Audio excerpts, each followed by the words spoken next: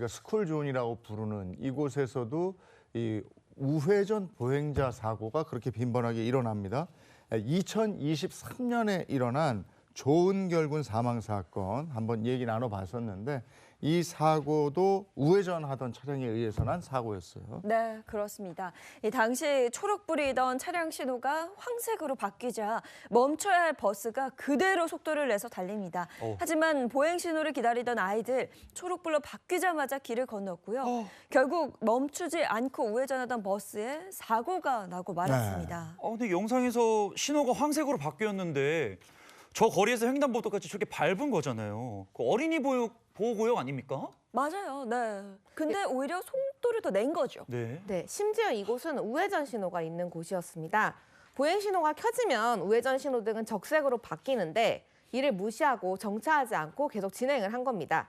당시 운전자는 어린이 보호구역 치사상죄, 즉 민식이법이 적용되어서 1심에서 징역 6년을 선고받았는데요. 재판부는 피고인이 신호를 준수하고 횡단보도 앞 일시 정지 등 보행자 보호 의무만 지켰어도 이 사고를 피할 수 있었던 것으로 매우 죄질이 좋지 않다고 하면서 이로 인해 7세 아이는 꿈을 펼쳐보기도 전에 비극적으로 생을 마감해 부모와 유가족이 입은 충격과 고통의 크기를 감히 헤아리기조차 어렵다라고 판시했습니다. 지금까지 우회전 사망 사고가 나왔어도 다 집행유예를 받았었는데 이 경우에는 스쿨존이기 때문에 그나마 실형이 나온 것 같습니다. 황색불로 바뀌니까 훅 간 거죠. 네. 근데 그때 초록불로 바로 바뀌니까 아이들은 초록불로 바뀌면 확 뛰어나가는 아이들도 있고 이렇잖아요. 이러다가 이제 사고가 난 건데 유족들은 항소했다고요. 네, 맞습니다. 하지만 2심 재판부는 역시 1심과 같은 형량인 6년형을 선고했는데요. 유족 입장을 생각하면 6년형이 너무 가벼워서 화가 나지만 평균적인 선고형을 생각하면 오히려 많이 나온 것이라는 게 더 기가 막힙니다. 네. 민식이법이 시행된 후 사망 사건이 약 4건 정도 처벌이 됐는데요. 이 중에는 고작 2년형에 그쳤던 사례도 있었습니다. 네. 이 우회전 무정차 보행 사고를 보면요. 대부분 버스나 트럭 이렇게 높은 차들이 많단 말이에요.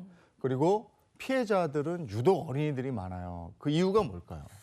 트럭의 경우에는 지면에서 운전석까지 높이가 무려 3.1m나 되고요. 높다 보니까 바로 옆 아래쪽이 잘 안 보입니다.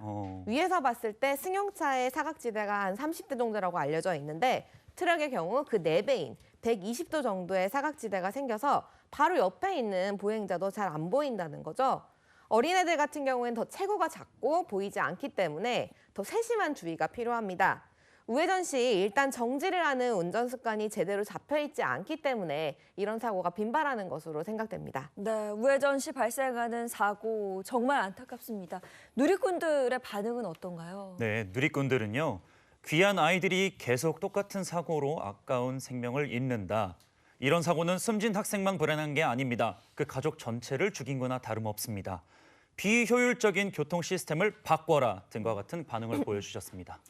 네, 비효율적인 교통 시스템을 바꿔라. 횡단보도의 위치도 지적이 나왔는데요. 네. 바로 붙어 있다는 거죠. 그래서 그걸 조금만 밀어놓으면 좀 이런 사고가 덜하지 않을까 네. 이런 생각이 들기도 해요. 네, 우선 뭐 1차적인 문제는 당연히 우회전할 때 일시정지, 그 멈추지 않은 운전자들에게 있는 것도 맞지만 시스템 문제도 간과할 수는 없거든요. 차량이 우회전을 하자마자 바로 횡단보도가 있으니까 지금 방금 말씀 주신 것처럼 이렇게 사고로 이어지기가 좀 쉬운 것 같습니다.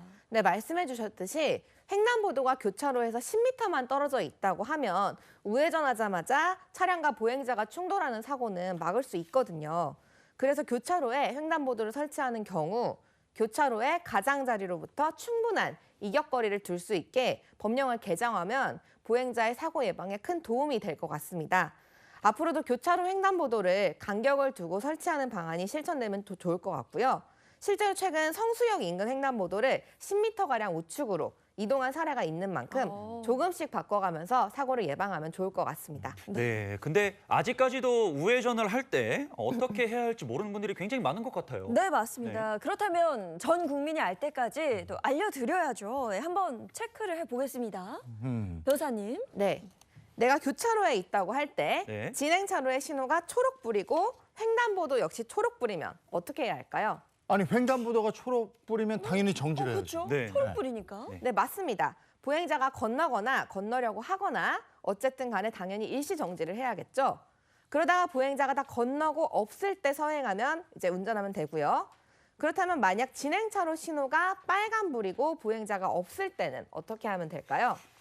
빨간불인 거기도 하고 보행자도 없고 그러면 뭐 평소처럼 서행을 할까요? 아닙니다. 이 경우에도 일시정지 후에 우회전을 해야 합니다. 진행차로 신호가 빨간불일 때 무조건 정지다. 이걸 명심하시면 되고요. 만약에 진행차로 신호가 초록불이고 보행자가 없는 상황에서는 인선 씨 말씀하신 대로 서행하면서 지나가시면 됩니다. 네. 특히 스쿨존에서는 횡단보도가 있고 신호가 없더라도 무조건 일시정지해야 하고요. 우회전 신호등이 있는 곳에선 좌회전과 마찬가지로 녹색 신호를 받아야만 우회전을 할 수가 있습니다. 이를 위반할 경우 도로교통법에 따라서 벌점 15점, 그리고 승합차는 7만 원, 승용차 6만 원, 이륜차 4만 원의 범칙금이 부과됩니다.